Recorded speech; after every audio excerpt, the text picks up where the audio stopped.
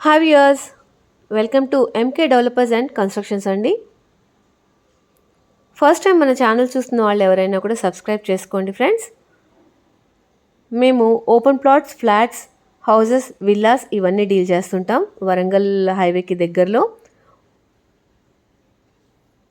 ఇప్పుడు మనం ప్రస్తుతం చూస్తున్నది వచ్చేసి ఒక 120 స్క్వేర్ యార్డ్స్లో ఉన్న ఓపెన్ ప్లాట్ అండి. ఈ ప్లాట్ వచ్చేసి ఒక హెచ్ఎండి వెంచర్లో ఉంది. సుప్రభాత్ టౌన్షిప్ 4లో ఉంది.